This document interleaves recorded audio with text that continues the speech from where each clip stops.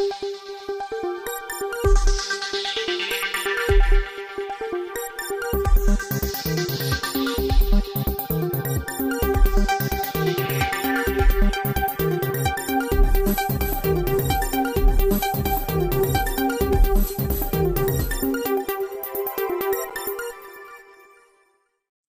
hello, salam sejahtera kepada seluruh rakyat Malaysia. Berita hari ini dipetik daripada syahbudin.com.net bertajuk Kenapa Najib Tak Mahu Ulas Tawaran Jolo.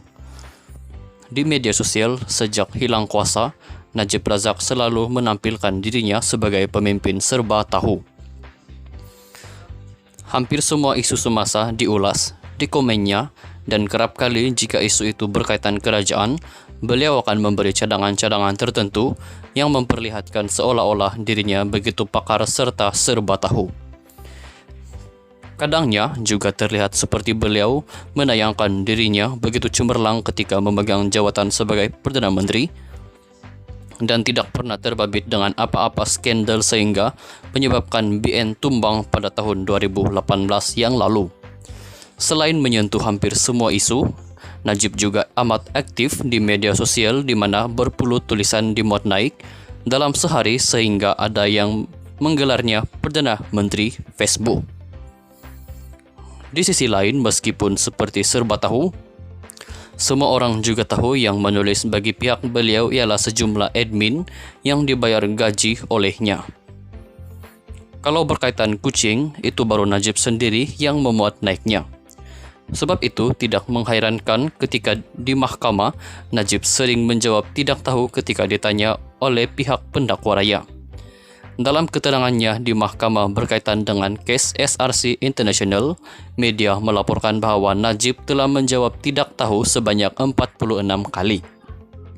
Dengan jawaban tidak tahu sebanyak 46 kali itu, Najib boleh dianggap mencipta rekod kerana rasa-rasanya tidak pernah ada sesiapa dalam negara ini pernah berbuat demikian sekerap itu di dalam mahkamah. Tetapi meskipun aktif dan sering berlagak serba tahu, ada juga isu-isu tertentu yang tidak disentuhnya atau beliau buat-buat tidak tahu berkenaan dengannya.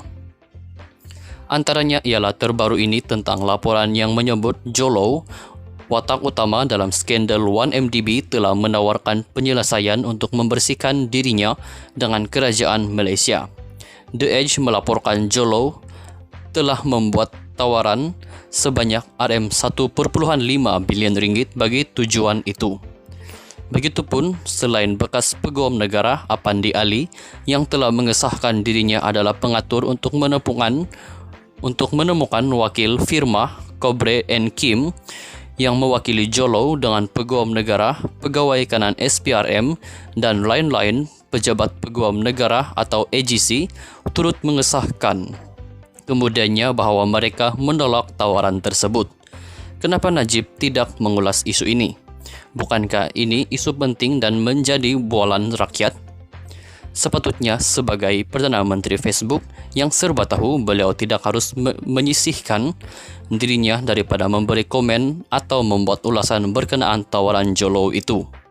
Kalaupun tidak mahu mengulas tentang bagaimana Apandi Ali yang pernah membebaskannya daripada skandal 1MDB boleh dilantik oleh firma yang mewakili Jolo, Najib setidak-tidaknya masih boleh mengulas berkenaan penolakan AGC itu. Misalnya, ulaslah sama ada wajarkah AGC menolak tawaran Jolo itu atau sebaiknya tawaran tersebut diterima. Juga komenlah sikit sama ada jumlah RM1.5 bilion ringgit yang ditawarkan Jolo itu suatu jumlah yang berpatutan atau jumlahnya patut dinaikkan lagi. Nampak macam tak lengkap profil sebagai Perdana Menteri Facebook yang serba tahu jika Najib tidak mengulas atau memberi komen berkaitan isu ini. Belum terlambat dan masih sempat lagi untuk Najib berbuat demikian demi memenuhi keinginan pengikut-pengikutnya dan rakyat Malaysia yang ingin mengetahui ulasannya. Jolo pun barangkali tertunggu-tunggu sama ulasan Najib kala ini. Sekian saja berita untuk hari ini. Terima kasih.